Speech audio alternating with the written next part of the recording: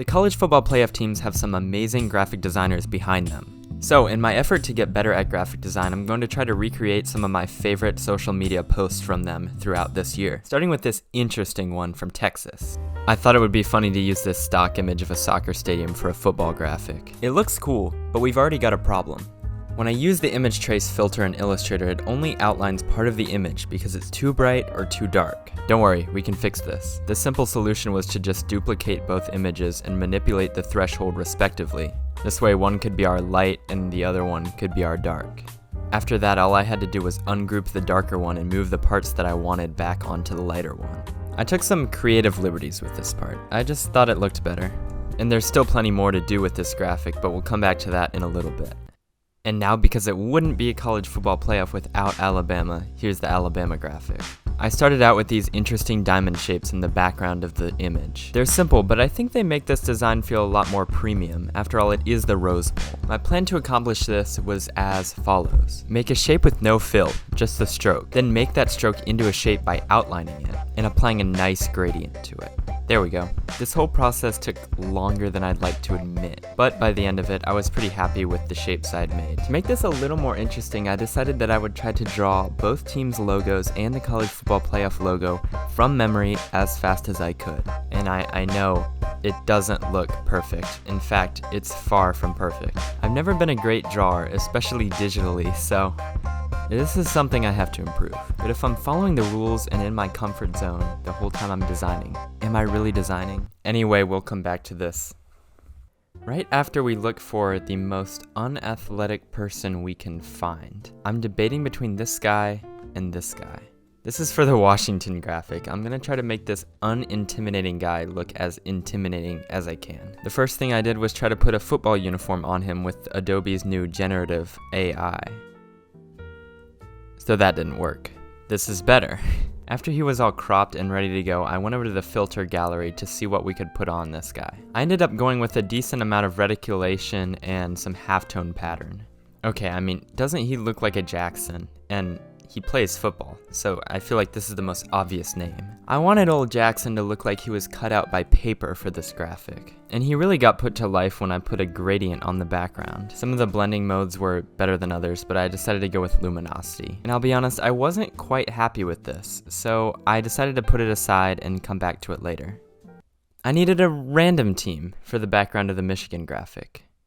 Perfect. The Michigan quarterback J.J. McCarthy would be my next victim. And this was pretty much due to the fact that, well, he was the easiest person to find stock images of. The obvious thing to do first was to cover him with motion blur. But the problem was I only wanted a little bit of him covered. When you first apply motion blur, it applies to the whole image, and that's a problem because we can't really tell what he's supposed to be. And I'm not great at Photoshop, so I found a tutorial that would help me, and all I needed to do was basically play around with the little black and white things on the left. And after some playing around, I could paint where I wanted the motion blur. It wasn't long until all three J.J. McCarthys were fully motion blurred. Now, unfortunately, as great as this was, it wasn't enough. I still had to connect all three of them somehow. Right now, they just look like three separate images. At first, I tried to liquefy him, and it sounded cool in theory. It didn't really work the way I wanted it to, though. My next try was the smudge tool, and it actually worked really well. I was able to manipulate the edges of the motion blur however I wanted to, which was great for getting rid of this random cutoff leg that he has. I was pretty happy with the blur at that point. All I had to do was brighten up the actual players a little bit more so they stood out, and after that I moved it over to Illustrator. I don't like Alabama's football team, but I do like their graphic design team. Completing this graphic was pretty simple actually. Now that it's super easy to remove the background from any image, I spent most of my time working on the lighting of the graphic. The dodge and burn tools were pretty essential for bringing the life to this image. The lens flare and the darkness of the background makes the image feel a lot more lively.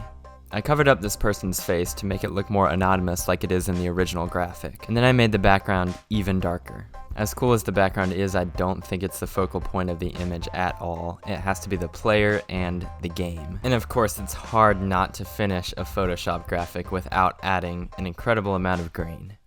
Back to Washington. I had this interesting piece of paper lying around my room for a while, and I thought it would make an interesting background to the image. Again, I'm hand painting it. I really want this to feel like it was cut out with scissors and made by hand. Okay, it's starting to take shape. I need to work on this background a lot more though. I played around with the blending mode some more though. This particular time I preferred lighten. The original graphic has these random scribbles around the background and I quite liked those, but I thought it would be interesting if I added the signature of the player. So I think Jackson McFootball is number 42. I'm a jazz connoisseur, and I think Jackson is too, so that's the nickname I chose for him. I used a different brush than I normally use to create this, and I think it looks pretty cool. The original graphic also has these lightning bolts coming out of the players' heads, and I think that's really cool. It reminds me of like Lightning McQueen. Comment if you love Lightning McQueen. And there was my Washington graphic. It's not my favorite, I will say, but I think it's important that I share things that I'm not proud of, as well as things that I am proud of, and I was pretty proud of this Michigan graphic. I added a very slight gradient to this box to make it feel more alive. Flat rectangles are boring, so I try to avoid using them whenever I can. I have a bad habit of using them sometimes. Altivo was my font of choice for the giant 3 and the rest of the type. And this shadow really makes it stand out from the rest of the picture. So there you have it.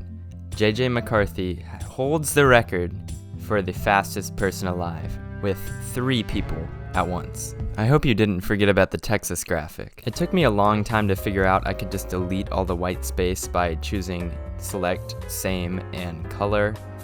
But once I did that, it really went quite smoothly. Figuring out composition like this is probably one of my favorite parts of the design process. However, spelling is not. Does anybody know if there's a way to get like spell check in Photoshop? I'm genuinely asking because I think I've misspelled a lot of important things on Photoshop, Illustrator, and all that, and I really wish there was spell check. It took me a while to find a font that I wanted to use for this big headline word, Georgia, but after all was said and done, I decided to go with Trebuchet.